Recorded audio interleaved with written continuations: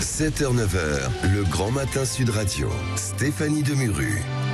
8h17, merci de nous rejoindre en direct sur Sud Radio. L'heure de recevoir mon invité politique, Sylvie Retailleau, ministre de l'Enseignement supérieur et de la Recherche. Bonjour Sylvie Retailleau, merci d'être avec nous ce matin. Fin de l'année scolaire, on a évidemment plein de questions à vous poser sur Parcoursup. La première étape du processus d'admission sur la plateforme s'est achevée vendredi. Combien de candidats sont encore sans réponse ? Alors au jour d'aujourd'hui, à la fin de la phase principale, comme vous l'avez dit, il y avait environ 77 000 candidats qui sont basculés sur cette phase complémentaire. Donc phase complémentaire aujourd'hui où il reste à peu près 100 000 places. 100 000 places pour 6 300 formations. Et au jour d'aujourd'hui, sur ces 77 000, il y a déjà 39 000 qui viennent de recevoir ou qui ont reçu une proposition. Donc en fait, il en reste 77 moins 39 000, puisque dans ces quelques jours, 39 000 ont eu une proposition. Donc ça veut dire que vous leur garantissez à ces lycéens que chacun aura une place ? Alors, je pense que le mieux, c'est de regarder, vous savez, les chiffres et les années précédentes. Exactement. Donc, dans les années précédentes, vous savez que ce qu'il faut dire vraiment aux candidats, ce qu'il faut savoir, c'est que tous les candidats qui sont aujourd'hui sur la phase complémentaire sont appelés un à un au téléphone ou par message mail pour être contactés. Parce que 160 bacheliers, sauf erreur de ma part, étaient restés sans affectation l'année dernière. Ça n'arrivera plus ? C'est pour ça que l'année dernière, avec la commission d'accès plus la phase complémentaire, à la fin, effectivement, on a évalué à 160 bacheliers le nombre de bacheliers qui étaient sans proposition. Donc 160 bacheliers sur à peu près 900 000 environ candidats au départ, 600 000 et quelques lycéens. Donc c'est vrai que ces bacheliers-là, l'idée c'est de ne laisser personne au bord du chemin. Les rectorats se mobilisent, l'enseignement supérieur se mobilise pour accompagner et trouver des solutions et surtout la voie pour tous les jeunes et les accompagner dans l'accès à l'enseignement supérieur. Vous avez déclaré dimanche dans le Parisien, Parcoursup, ça marche. Bon, vous le savez, c'est pas l'avis de tout le monde, il y a beaucoup de critiques. Déjà cette année, les délais d'admission vont être réduits. Vous voulez vraiment insister sur ce point, c'est ça ? Alors, je veux insister sur peut-être 3 points. Pourquoi je dis que ça marche ? Parce que, je dirais par rapport à ceux... Qu'il y ait des améliorations à faire, oui. Mais quand je dis que ça marche, c'est la proposition finalement que fait Parcoursup. C'est une proposition de rendre accessible une offre de formation avec 21 000 formations en France à tous et une offre d'attribution des places avec une gestion de l'attribution des places. Et effectivement, cette année, pour répondre, parce qu'on le comprend, on entend les critiques, on entend les inquiétudes des étudiants, mais aussi des familles, souvent. Et donc, stress. Bien sûr, mais vous savez, quand on choisit son avenir, quand on choisit ses formations, et moi, il y a déjà plus de 40 ans, c'est une période qui, naturellement, stresse tous les jeunes du monde entier. Oui, donc, notre rôle, c'est de réduire le stress. Notre rôle, c'est de faciliter la vie. Le stress, il est inhérent à cette période. Et donc, pour réduire, on a réduit les périodes, et en particulier la période de proposition des vœux. Eh bien, au début, en 2018, elle faisait 108 jours. Cette année, elle fait 37 jours et on a pu proposer des vœux à la majorité des candidats puisqu'aujourd'hui 9 lycéens sur 10 ont une proposition pour la rentrée. Alors malgré tout, beaucoup de critiques persistent, notamment sur une certaine opacité quant au processus de sélection, d'admission. Le chef de l'État a d'ailleurs demandé de travailler sur l'humanité du système. Est-ce qu'on peut aller un jour vers plus de transparence ? Alors je pense que si vous regardez les efforts qui ont été faits sur la demande du président de la République aussi, puisque évidemment il est très attentif à l'avenir de la jeunesse et donc en particulier à cet outil, à cette plateforme qui est Parcoursup, cette année, toutes les formations, je dis bien toutes les formations qui ont été mises sur Parcoursup ont été accompagnées d'une nouvelle fiche de critères, en fait, de critères d'examen des vœux. C'est chaque responsable de formation de l'enseignement supérieur a rempli cette fiche avec tous les critères. Donc je crois qu'on a fait un grand pas sur la transparence. On a revu l'ergonomie de la plateforme, la compréhension. C'est vrai qu'avoir l'accès à 21 000 formations, Parcoursup, c'est un outil outil d'orientation, c'est un outil très riche, donc obligatoirement complexe. Donc on travaille à simplifier, à rendre plus clair, à rendre les informations plus claires aux étudiants et à leurs familles, aux élèves et à leurs familles. Et en particulier, ces fiches sur les critères ont été mises pour toutes les formations cette année. Donc je pense qu'on a fait un progrès supplémentaire. Qu'on s'arrête quelques instants parce que c'est vrai que ça a cette réputation d'usine à gaz. Il y a plusieurs exemples évidemment. Les syndicats par exemple Sud Éducation évoquent un tri social, une fabrique à élite. Le sociologue Romain Delès estime que la plateforme crée une égalité de façade, notamment qui défavorise les élèves de classe sociale moins favorisés. Que leur répondez-vous? Alors je leur réponds que, vous savez, moi en tant que scientifique, je regarde toujours la thèse et l'antithèse, l'ensemble des analyses. Et dans ces analyses que vous citez, j'ai aussi le comité d'éthique, le comité de suivi de Parcoursup, qui montre aussi les progrès, qui nous aide aussi à analyser les problèmes. On est à l'écoute de ces problèmes, mais on est aussi à l'écoute des problèmes. Mais sur le tri social, qu'est-ce que vous répondez? Je réponds que Parcoursup, c'est un outil. Oui. Et que cet outil, elle permet à tous les élèves, contrairement à avant, à tous les élèves d'accéder à toutes les formations. Et donc, à un moment donné, effectivement, ces formations se font suivant l'orientation, et on travaille beaucoup avec le ministre de l'Éducation nationale pour améliorer cette orientation, parce que c'est la clé de la réussite de poursuite d'études, c'est la clé pour les étudiants. Et à ces problématiques-là et à ces critiques, je réponds orientation, je réponds passerelle, je réponds suivi de l'étudiant, je réponds réussite de l'étudiant dans le supérieur, parce que derrière Parcoursup, il y a beaucoup d'humains, beaucoup de gens qui travaillent en amont, les professeurs des lycées qui accompagnent les conseillers d'orientation, les psychologues de l'éducation nationale et dans le supérieur. Taillot, mais c'est vrai que voilà, ça donne l'image d'un robot, d'une machine, d'un algorithme qui décide. Par exemple, là, on parlait des enfants de classe sociale plutôt défavorisée.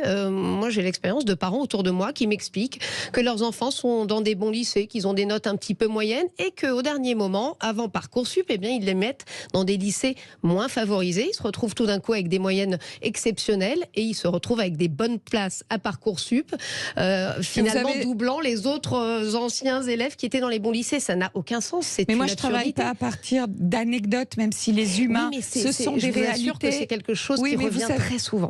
Alors, très souvent, nous faisons beaucoup dans Parcoursup de webconférences, de vidéos. Nous discutons avec les fédérations de parents d'élèves. Vous savez, les gens qui travaillent sur Parcoursup, qui n'est pas un algorithme. Et je pense que vous avez aussi un rôle de faire passer ces messages. C'est pour ça qu'on vous pose la question. Exactement. Et que je suis là aujourd'hui, je vous en remercie. Et justement, Parcoursup n'est pas un algorithme. Parcoursup, ce sont des gens, des commissions, des enseignants qui étudient les dossiers. Ces enseignants, ils ont toujours étudié les dossiers. Aujourd'hui, ils sont aidés par cette plateforme d'accès à l'information, d'accès au dépôt. C'est une plateforme qui gère. Donc ensuite, ça veut dire que ce ne sont pas que les notes. On regarde aussi le savoir-faire, le savoir-être, la personnalité, le projet du candidat. Eh bien, vous avez sur ces fiches que chaque enseignant, chaque commission de l'enseignement supérieur a rempli cette année, ces fiches de critères. Oui. Vous avez ces critères dont vous me parlez. Oui. Est-ce qu'on regarde que les notes? Est-ce que c'est la note de maths? Est-ce que c'est la note de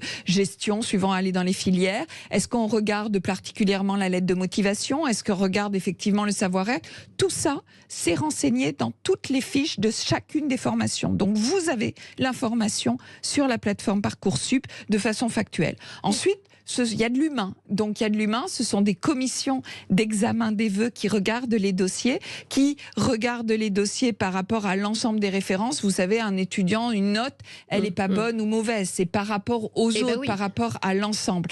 Et donc, pour ça, eh bien, comme de tout temps, ces commissions d'examen des vœux, ces enseignants qui regardent les vœux, ils les regardent en se disant, est-ce que cet étudiant, il a une chance de réussir dans ma formation? Et c'est ça qui les guide. C'est la réussite future de l'étudiant. C'est pour ça que dans Parcoursup, on a rajouté les taux de réussite, les taux d'insertion, des informations très factuelle, mais importante, je pense, pour l'orientation de nos élèves et de nos étudiants. Un mot, Sylvie Retailleau, sur les masters, hein, puisqu'il y en a aussi pas mal. Hein. Vous avez lancé cette année une plateforme Mon Master. Aujourd'hui, combien d'élèves demeurent sans cette formation? Alors, aujourd'hui, sur, sur la plateforme Mon Master, il y a environ 145 000 étudiants qui ont eu une proposition sur la plateforme de candidats. Et ce qui est important de voir, c'est que 145 000 étudiants, c'est le chiffre l'année dernière du nombre d'inscrits en M1. C'était 146 000. Donc on est dans le chiffre du nombre d'inscrits en M1. Or, on est pratiquement à 2 mois de la rentrée, 1 mois et demi, 2 mois suivant les filières. Et donc, ça veut dire qu'on a vraiment accéléré ces propositions au niveau des candidatures de master et ils vont pouvoir s'inscrire. C'est pour ça qu'on lance là maintenant. Il reste, au total, il y a à peu près 185 000 places en master. Oui. 145 ont été proposées. Et donc, on propose aux étudiants qu'il reste une autre procédure. Sylvie Retailleau, là aussi, plusieurs critiques. C'est comme l'entrée en Parcoursup en fac. C'est la même chose en master. Il y a d'excellents élèves. J'ai vu plein d'exemples en préparant cette interview.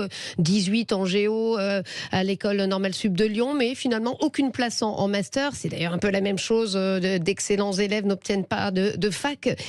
Qu'est-ce que vous leur dites? Vous pouvez quand même les rassurer parce que ça revient assez souvent. Hein. C'est une sorte de discrimination positive des bons élèves parfois.